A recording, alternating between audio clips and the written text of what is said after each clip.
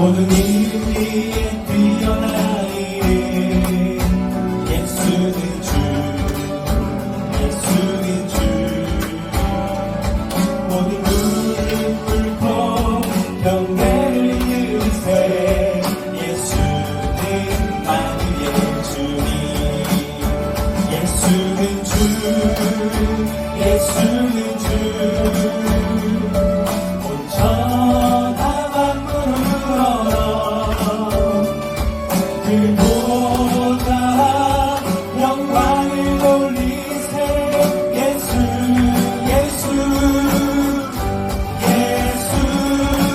예수는 주, 예수는 주, 예수는 주. 온 천하 만물을 그보다 영광을 돌리세. 예수, 예수, 예수는 주. 이 힘에 박수 치며 찬양합시다.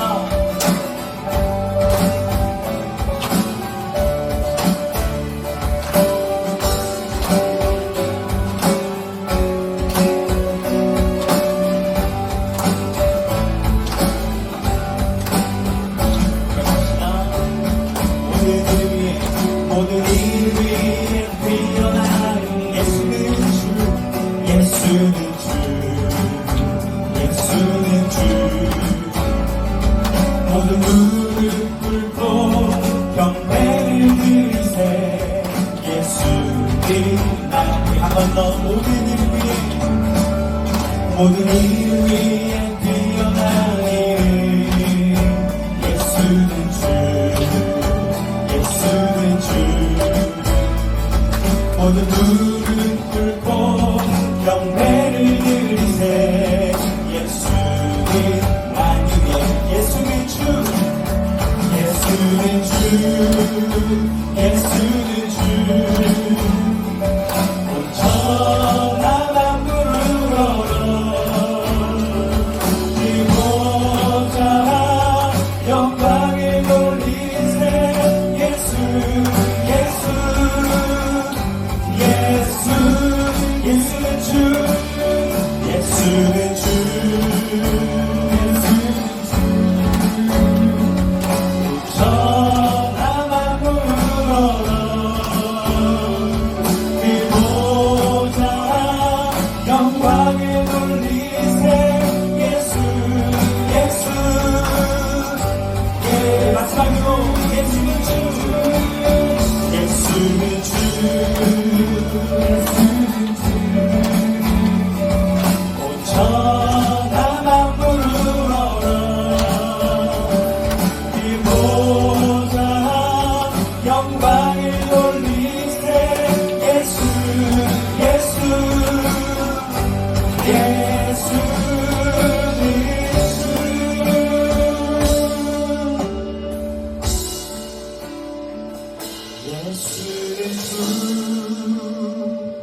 예수는 주, 온 천하 만물을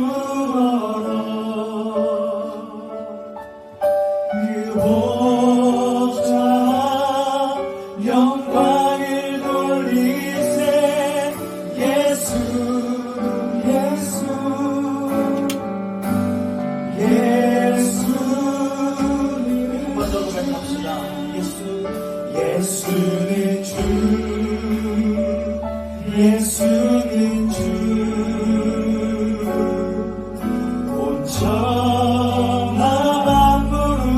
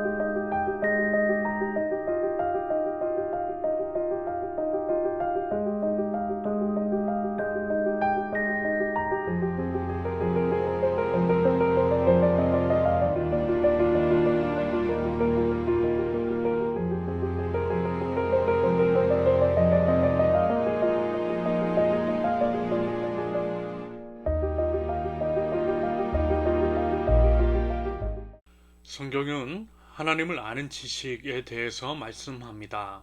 사실 모든 것은 하나님을 아는 지식으로부터 시작되고 또 마무리된다라고 해도 과언은 아닙니다. 하나님을 아는 지식이 가장 중요하다라는 거죠. 그래서 이제 우리가 이 땅에서 겪는 거의 대부분의 일들, 그것을 이제 곰곰이 생각해 볼 때, 특히 이제 죄로 야기된 모든 것들은 결국 하나님을 아는 지식의 부재에서 비롯되었음을 알 수가 있을 것입니다. 하나님을 잘 모르기 때문에 죄악 가운데 행하더라는 거죠. 여러분, 이제 성경이 처음에 어떤 말씀이 기록되었는지를 생각해 보십시오. 창세기 1장 1절, 태초에 하나님이 천지를 창조하시니라. 먼저 보통은 우리 인식 속에서 가장 중요한 것은 처음입니다. 처음 것을 소중히 여기는 것이 있다라는 것입니다. 첫 단추를 잘 끼워야 하고, 보통은 이제 중요한 것, 핵심을 가장 먼저 이야기합니다. 그 외에 처음 것들, 예를 들면 이제 첫 자녀, 첫 사랑, 첫 예배, 뭐든 처음 것을 소중하게 생각하더라는 것입니다. 저나 여러분들에게도 아마 삶의 많은 순간 속에서 경험하는 여러 처음에 관한 것들이 각인되어 있을 것입니다. 생생하게 기억나는 처음의 순간들, 그것들이 인상 깊게 기억에 남아 있다라는 거죠. 그러므로 인간의 사회, 문화, 인식의 틀을 초월하지만 그럼에도 우리를 존중하시는 하나님, 그리고 하나님의 말씀인 성경도 이 부분을 인정합니다. 다시 말해서 우리 하나님께서도 처음 것들을 소중하게 여기신다라는 것이고요. 그 소중한 것을 받으시고자 하는 하나님의 마음이 투영된 하나님의 말씀 또한 자주 등장하는 것을 볼 수 있습니다. 출애굽기 13장 2절, 이스라엘 자손 중에서 사람이나 짐승을 막론하고 태에서 처음 난 모든 것은 다 거룩히 구별하여 내게 돌리라. 이는 내 것이니라 하시니라. 출애굽기 34장 26절, 내 토지 소산에 처음 익은 것을 가져다가 내 하나님 여호와의 전에 드릴지며. 잠언 3장 9절, 내 재물과 내 소산물에 처음 익은 열매로 여호와를 공경하라.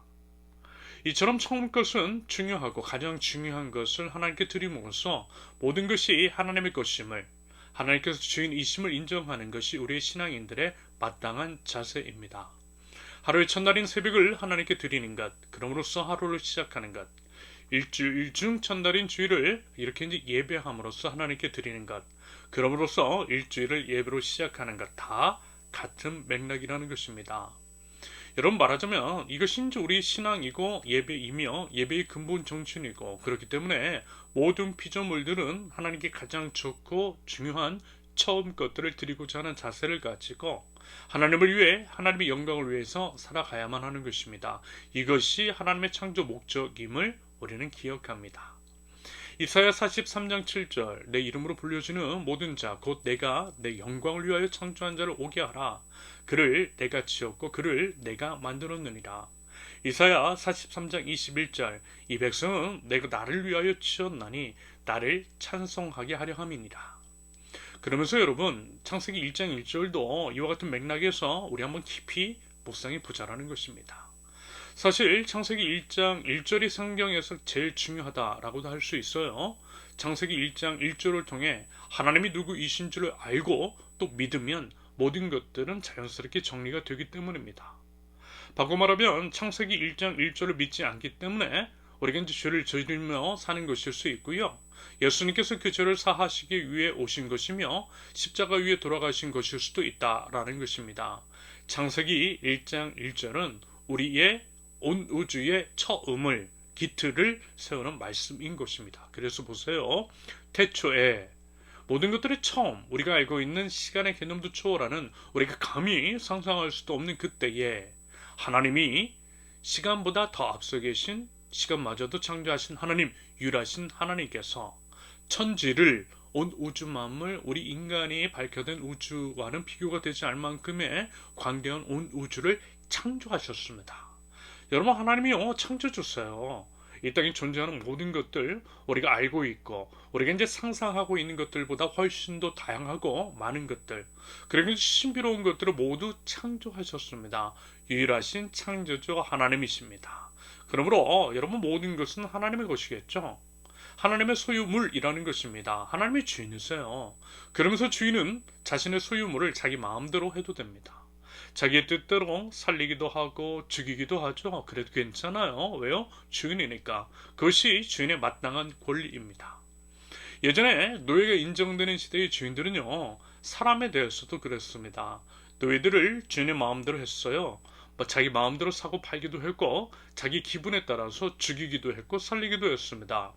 여러분, 그래서요, 요셉, 애굽의 이제 총리가 된 요셉이 참으로 대단한 것입니다. 왜요? 주인의 명령을 감히 거절했기 때문입니다. 요셉도요, 사실 알고 있었거든요.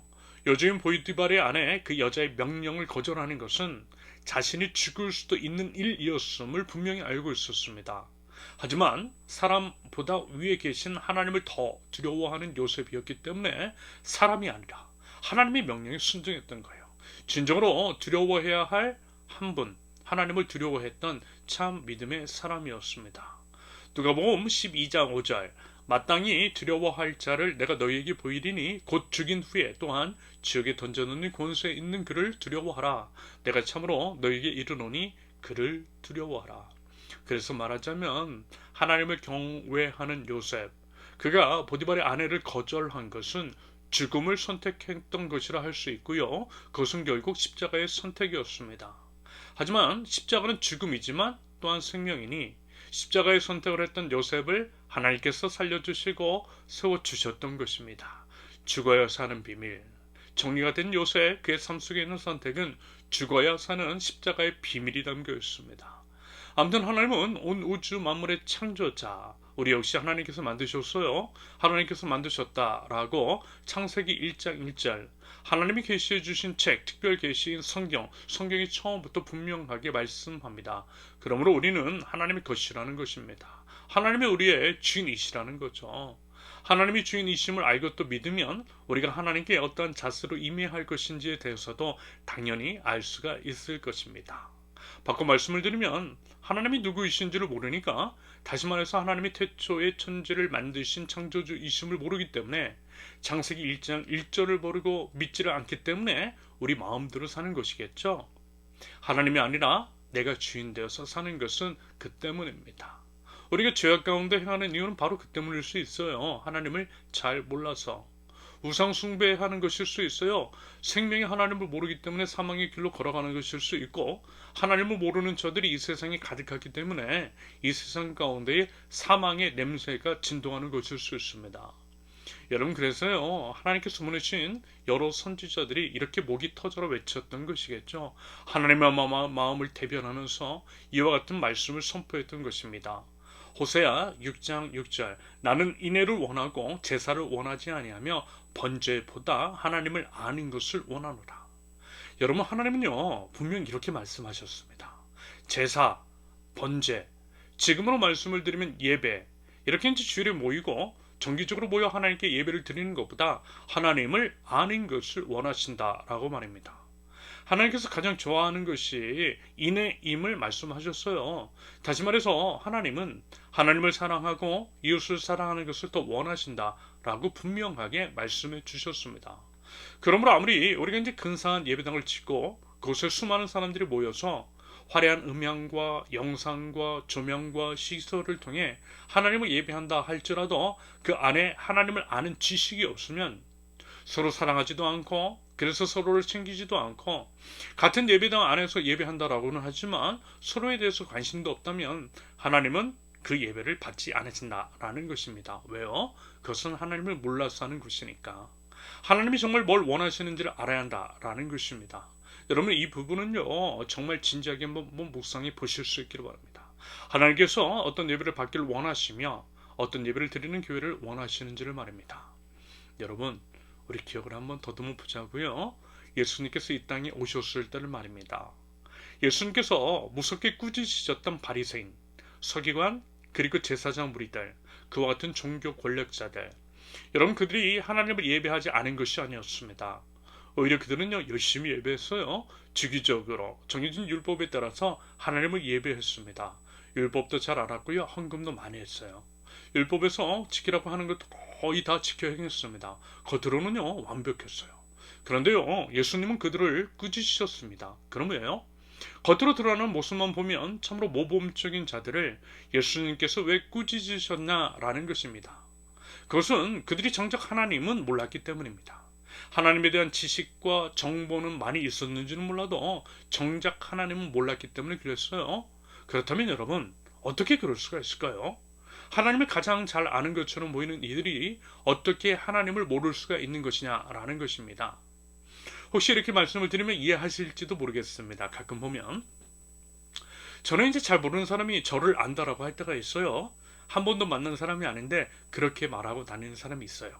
그런데요, 저 기분이 나쁜 거예요. 왜냐하면 저를 정말 알고 있다면 할 수는 없는, 아니 해서는 안 되는 일을 하고 다니기 때문입니다. 예를 들어 저는 이제 교회 안에서 소수의 희생을 달가워하지 않습니다. 어떤 섬김의 자리에 자발적으로 기쁘게 자원하는 사람이 없으면 저는 차라리 안 하거든요. 그냥 그 자리 비워둬요. 아니면 없애버려요. 일이 중요한 것이 아니라 사람이 중요하기 때문입니다. 저는 소수의 희생을 당연하게 생각하는 것이 비성경적이라고 믿는 사람이기 때문입니다.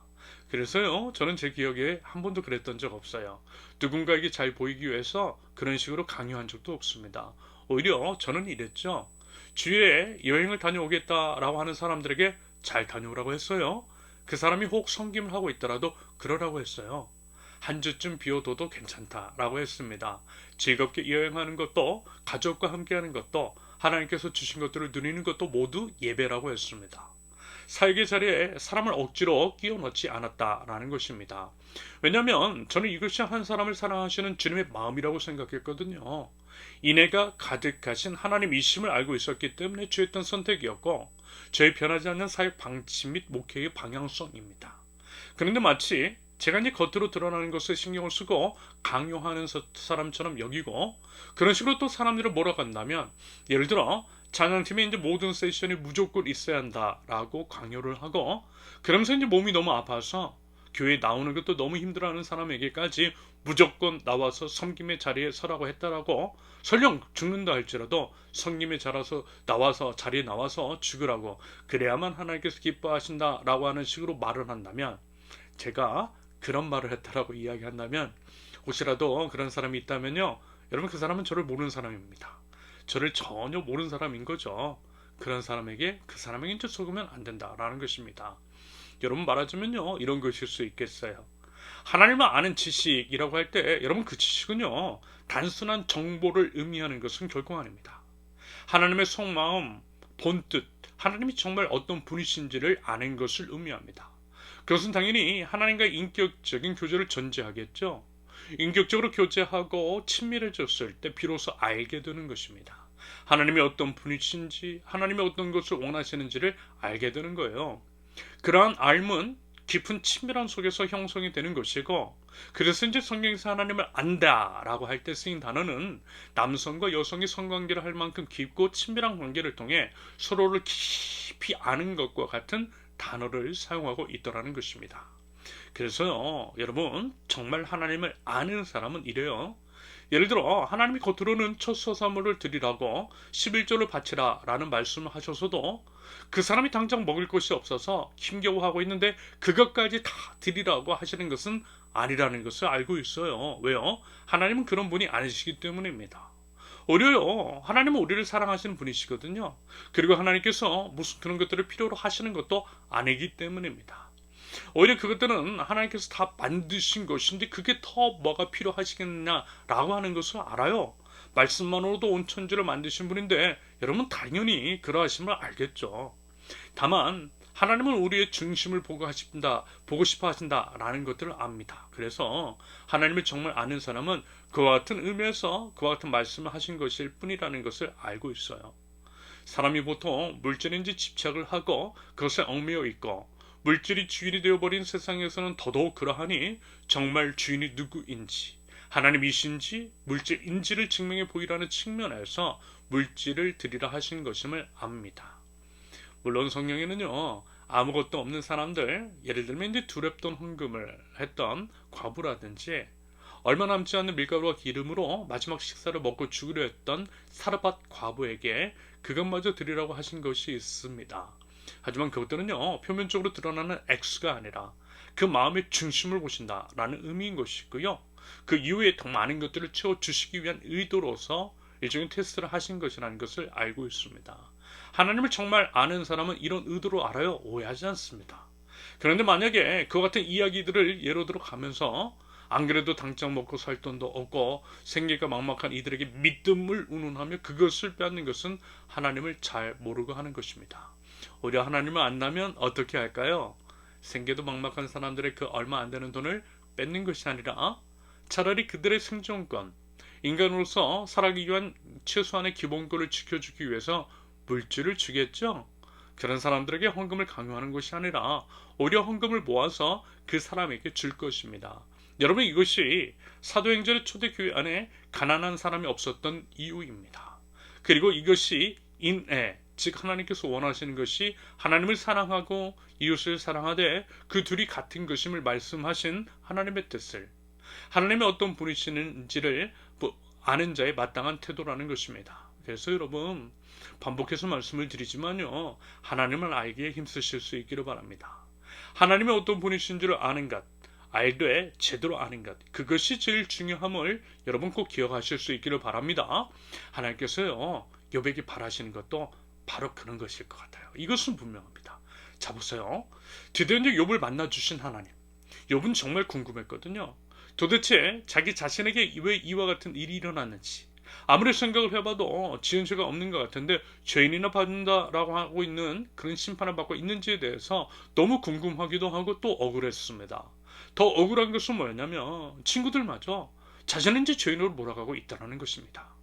그래서라도 하나님께서 이 일을 해결해 주시기를 바랐던 거예요. 제발 좀 속 시원하게 대답 좀 해주시라는 거죠. 그런데 하나님은요, 엉뚱한 말씀을 하세요. 욥이 여쭤본 부분에 대해서는 답변하지 않으시고요, 하나님이 누구이신지 하나님의 존재에 대해서만 말씀하세요. 오늘 본문도요, 그 연장선입니다.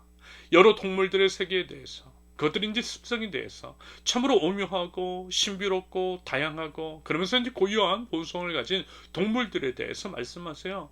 그것들을 인간이 과연 다 알 수가 있겠느냐고 질문을 하십니다. 그런데 그것들을 다름 아닌 누가요? 하나님께서 창조하셨다라는 것입니다. 말하자면 하나님은 이런 분, 이런 존재이시라는 의미겠죠. 다시 말해서 욥은 고난의 이유에 대해서 여쭤봤는데 하나님은 하나님이 어떤 분이신지를, 누구이신지를 말씀하시더라는 것입니다. 도대체 욥의 질문을 못 알아들으시고 그러시는 것인지 언뜻 보면 이해가 안 가요. 그런데 이와 같은 답변 형식은요, 성경에서 종종 등장합니다. 예를 들어 하나님께서 모세에게 사명을 주셨을 때 모세가 이런 질문을 하죠. 출애굽기 3장 11절, 모세가 하나님께 아뢰되 내가 누구이기에 바로에게 가며 이스라엘 자손을 애굽에서 인도하여 내리까?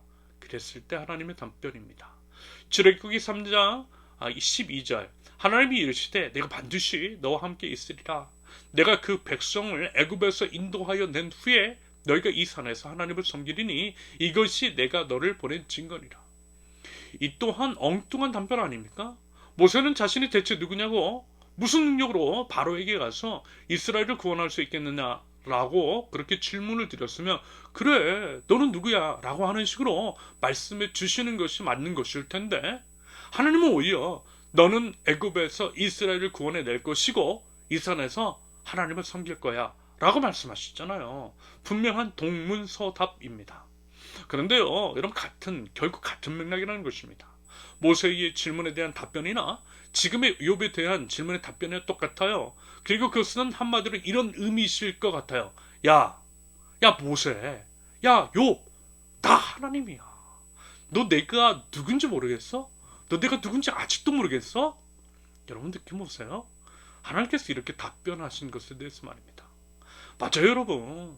하나님이 누구이신지를 알면요, 다시 말해서 하나님은 참으로 신실하고 공의로우시며 사랑의 아버지이시고 전지전능하신 창조주이심을 하자면, 또 알고 또 믿는다면 그와 같은 질문은 무의미한 것이라는 말씀일 것 같아요.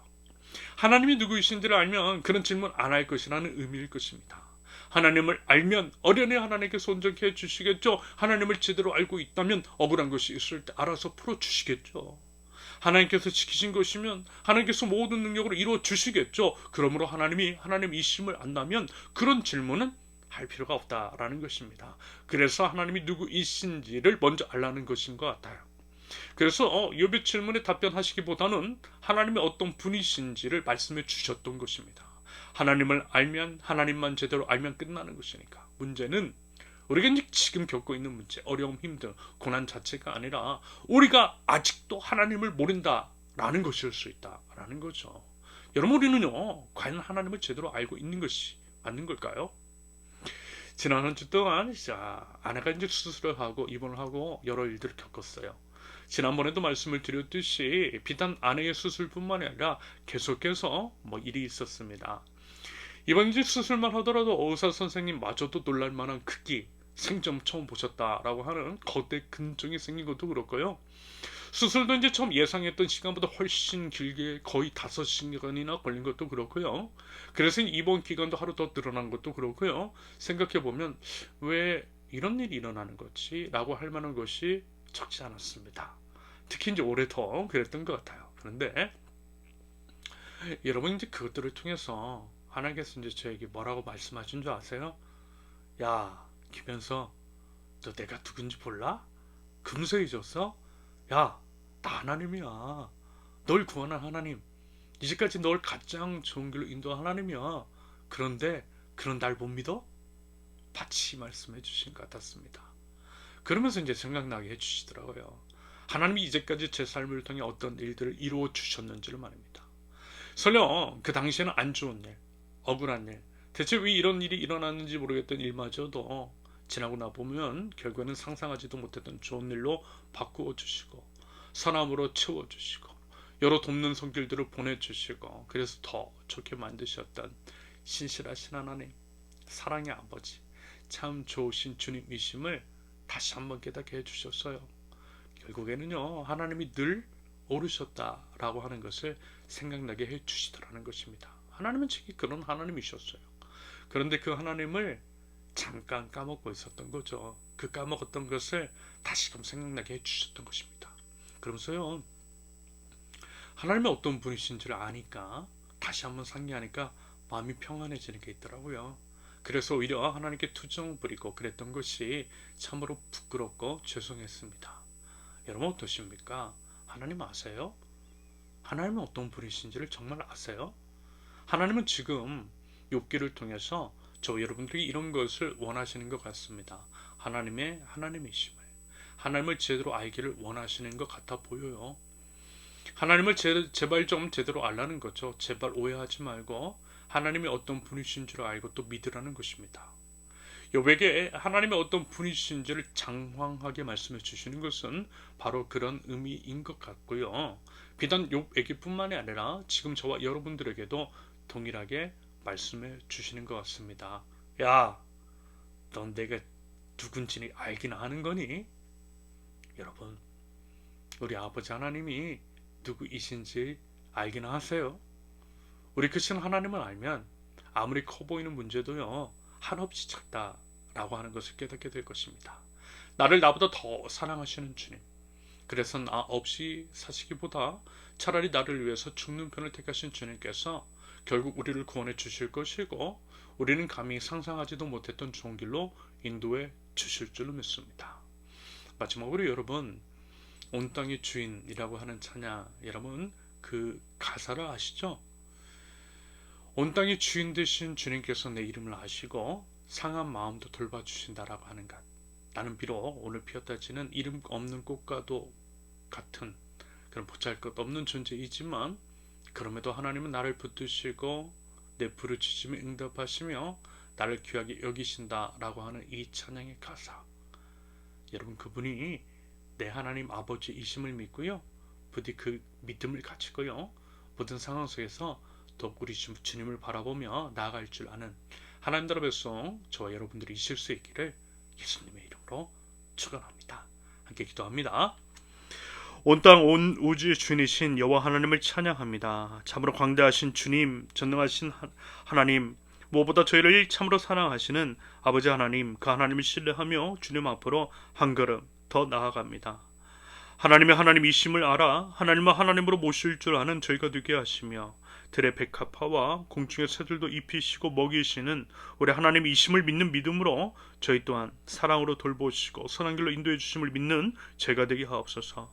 세상은 참으로 불안하고 두렵고 외롭고 힘든 일투성이지만 우리 하나님은 여전히 우리와 함께 계시며 결코 우리를 교화와 같이 홀로 버려두지 않으시는 사랑의 아버지 하나님이신 줄로 믿습니다.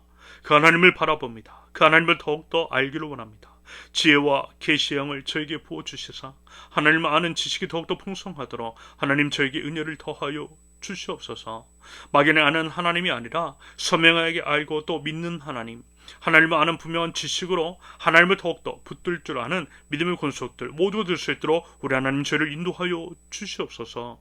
믿음이 연약한 자들에게는 믿음을 더해 주시고 사랑이 부족한 자들에게는 사랑을 부어주시며 하나님께서 선택하신 하나님 나라 백성 끝까지 붙드시고 이끄심을 믿으며 믿음으로 승리하게 하옵소서.